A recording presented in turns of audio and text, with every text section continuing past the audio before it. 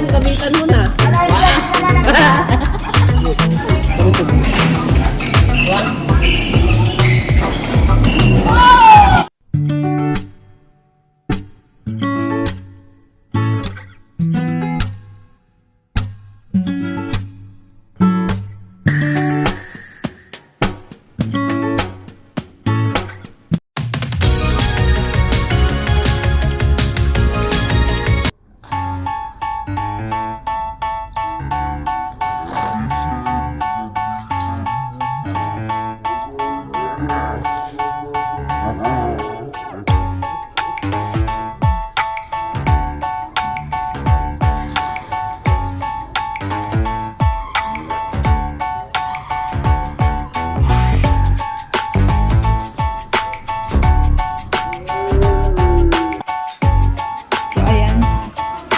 Na Team A na ang bola. Ngayon, makikita natin dito kung sino yung magkakaroon ng less na error kasi napaka-importante ng serve pa lang makakapuntos ka na. This is the championship battle, kaya pagalingan ng strategy, pagalingan mag-smash at pagalingan mag-drive. Ito pala, napakahalaga ng marunong tayong bumasa kung saan pupwesto yung ating kakampi, kasi kapag hindi natin kayang basahin yung galaw ng kakampi natin, ang mangyayari, magkakaroon tayo ng error dahil maaaring dalawa tayo sa likod or dalawa tayo sa harap. So, doon nagkakaroon ng maling positioning. Kaya, minsan, nagpe-failed ang isang player na tamaan ng bola papunta sa kabila dahil na nga rin sa hindi nila gamay yung isa't isa. Kaya nga, di ba, kapag mixed doubles or doubles ang magkalaban, kailangan yung positioning ay isa sa harapan, isa sa likuran. Kasi unang-una, isang attacker, isang dropper. Kasi napakahalaga na sa isang game. Dahil hindi natin alam kung paano babagsak yung bola galing sa kalaban. Kaya importante na may teamwork, importante na naka-align ang bawat isa, at importante na meron nasa harapan at meron nasa likuran para hindi mahirap yung pacing ng bola papunta sa kalaban. Kasi nga, meron na nakaabang sa harapan, meron ding nakaabang sa likuran, which is the attacker at which is the dropper. Baka kasi akala ng iba, once na naglaro ka ng badminton, kailangan mo lang maibalik yung bola galing dun sa kalaban, which is maling point of view yun. Kapag naglalaro ka ng badminton, dapat ang mindset mo ay mautakan mo ang kalaban at mailagay mo ang bola galing sa'yo papunta sa kalaban doon sa weakness point ng kalaban para ikaw ay makapuntos. Tandaan, kada tira mo dapat para sa'yo, ang thinking mo ay makapuntos dahil yun ang goal sa badminton. Simula pa lang ang game, mag-uusap na kayong mag-partner kung saan ka mas komportable, kung mas komportable ka ba sa harapan kasi dropper ka, o mas komportable ka ba sa likuran kasi smasher ka. So yun, dapat meron pag-uusap na nagaganap para at least naka-align kayo bago mag-start ang laro.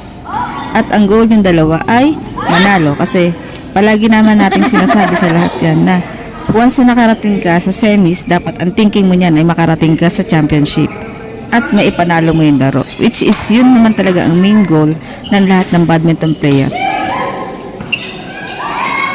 At nakikita natin na dikit ang laban, medyo nag-strategize ang bawat team, at nakikita naman natin na talagang pinagsisikapan nilang makuha yung bola at maibalik sa kanilang opponent para at least makapunto sila. At ito na nga, pag-uusapan na nga rin natin ang mga magagandang mga tira dyan. Syempre naman, may bawat isa dyan merong mga signature moves, kaya abangan natin kasi kita naman natin na napakaganda ng laban. Championship na ito, nakikita naman natin na napakaganda ng team combination ng bawat team, kasi unang-una sa team ni Sem, makikita natin na si Sem ay dropper, pangharapan siya talaga, at si Kurt naman ay panglikuran kasi nag-i-smash siya. Sa kabilang team naman, sa team ni Ana, makikita natin dyan na si Ana ay pangharapan, which is mas magaling siya talaga mag-drop ng bola sa harapan, at ang kanyang kakampi naman na si Dwight ay smasher. So pantay na pantay talaga yung laban, at maganda yung combination ng bawat isa, kaya nakikita natin na dikit yung laban. Siyempre, mararamdaman din natin na may konting tension dyan. Kasi unang-una, championship to, di ba? Kaya, nakikita natin yung galaw ng bawat isa. Mini-make sure nila na makakapasok yung tira nila. At kung mag-out man, nanghihinayang sila. So, syempre, puntos na yun para sa kanila. Pero, naging puntos pa ng kanilang kalaban. Lalo na sa semis sila. At ine-explain ko sa kanila kung paano yung magiging mechanics na kapag natalo sila sa semis, pagkakaroon sila ng isang talo, at yung kalaban nila pag natalo malalaglag na. So doon pa lang meron ng pressure ng konti na kailangan nilang manalo. At palagi niya sinasabi sa kakampi niya na kay Dwight na tayo ay para sa championship. Kaya ayun, nakapasok sila sa championship. At ito nga, sina Sem naman, nagkaroon din sila ng talo at hinabol nila yung losses na yun para makapasok sa championship. Kaya ang haba din ng nilaro nito nila Sem, which is yung kamay niya nga ang nangyari na kaganina doon sa mga nakaraang laro sa elimination round at sa semi-finals. After ng game, nanginginig yung kamay niya, which is mapapansin naman din natin yun sa lahat ng player kasi unang-una syempre nandun yung adrenaline rush at pangalawa, excited siya maglaro dahil gusto niya rin makapasok sa championship. Tapos si Kurt naman, according to my assessment, pag mga practice game namin, hindi masyadong gumagalaw yan eh. Pero ngayon, itong pan game na to, itong first pan game namin ng Smashmate, gumagalaw siya, tapos maganda yung laro niya. So, ibig sabihin din, siguro, habang papalapit yung araw ng tournament, mina-mindset niya na sa utak niya na, maglalaro ako. Kailangan ko makasmash ng maayos, kailangan ko maibalik yung bola sa kalaban, at kailangan kong magkaroon ng puntos. Kaya, nung nakita ko yung game ng bata, sabi ko, may potential eh. Iti-train lang, or kung sakali man, mas effective para sa akin na yung makikipaglaro ka sa mas magagaling pa sa'yo. Kasi doon makakakuha ka ng technique at yung experience wise kung paano yung placing ng bola, dropping ng bola at yung smash ng bola, makikita mo yun eh, mapag-aaralan mo through just playing badminton doon sa mas magagaling pa sa'yo. So yun yung nakita ko kay Kurt kasi pagka nagpa-practice game kami, pinapaluan ko rin yung bata eh. Kaya nakikita ko yung improvement ng laro niya simula dun sa first day na na-meet ko siya hanggang sa araw na ito na nagto-tournament na kami. Ayun na nga, kung sino man yung mananalo sa championship na to, deserve nila yan kasi ilang linggo din silang nag-practice, nag-prepare, tapos ang naging system pa ng magiging kakampi mo ay bunutan. So, hindi mo alam kung ano yung laro ng kakampi mo. So, challenge yun. Kaya, doon sa mananalo or magiging champion, deserve nila yun.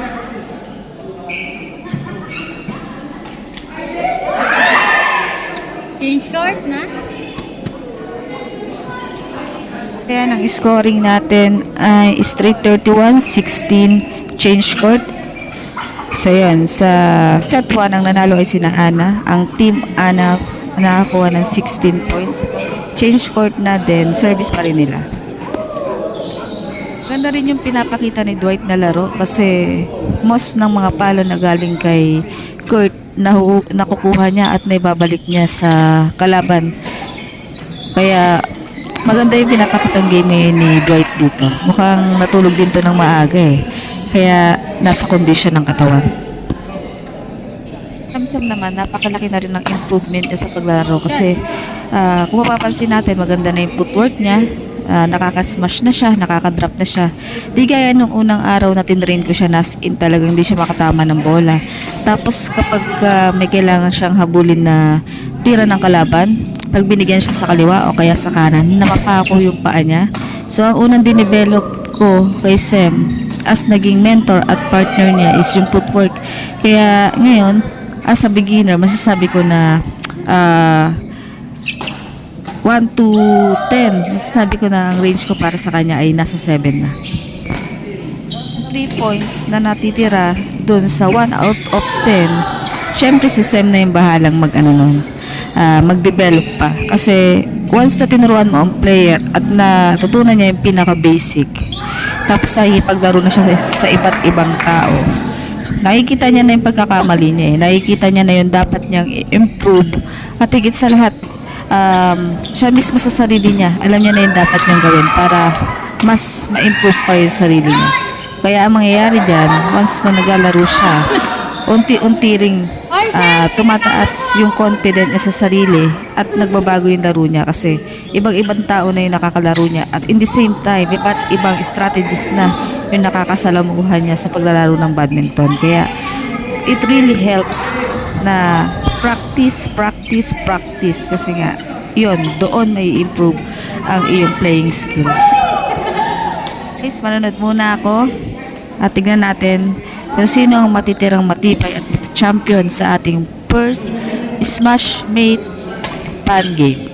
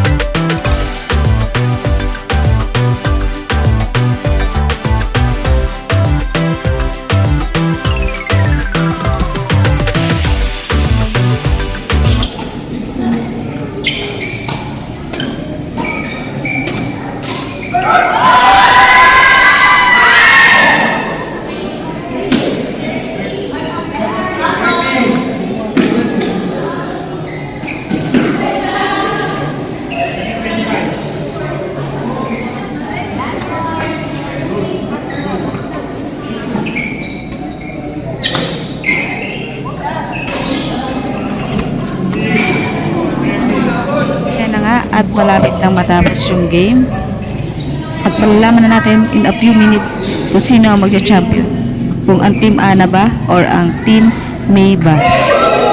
Third is the Kurt, so kailangan galingan niya kasi once na hindi niya ipasok to, wala na, meron na tayo siya. Hindi na ipasok ni Kurt ang kanyang service, kaya meron na tayong champion for 2023 Pan Game at GCC Badminton Court, Dasma, Cavite. Congratulations, team!